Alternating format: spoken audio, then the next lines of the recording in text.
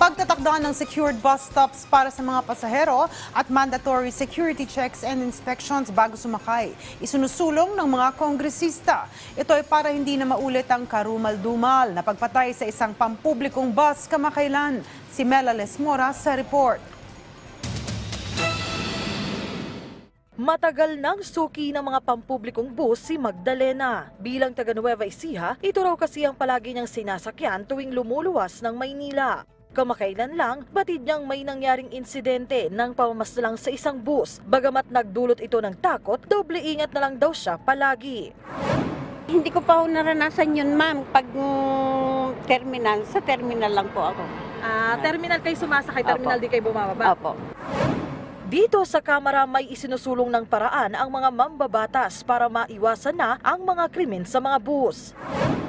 Ayon kay House Committee on Public Order and Safety Vice Chair Reynan Arguancia, napapanahon na para magtakda ng mga bus stop sa bansa kung saan dapat ay may inspeksyon at security check din muna sa mga commuter at sa kanilang bagahe bago makasakay. Sabi naman ni House Committee on Appropriations Chair Elizalde Co, maaari rin namang itakda bilang pick-up locations ng mga pasahero ang tapat ng police station, barangay hall, city hall at police checkpoints para mapadali rin ang security checks.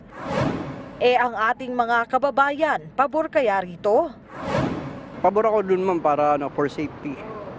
Para alam lahat ng sasakay kung may mga dalang baril o wala. Para di na maulit yung nangyari. Kung sa akin, ma'am, mas maganda po yung ganun. Kasi unang-una po, para na rin po kasi sa pasahero eh. Mas safe po sa pasahero yun. Bahagi na ng buhay ng mga Pilipino ang pampublikong transportasyon. Kaya naman sa panig ng mga otoridad, patuloy silang nagsisika para maisulong ang kapakanan at kaligtasan ng mga pasahero. Mela Lesmora para sa Bayan.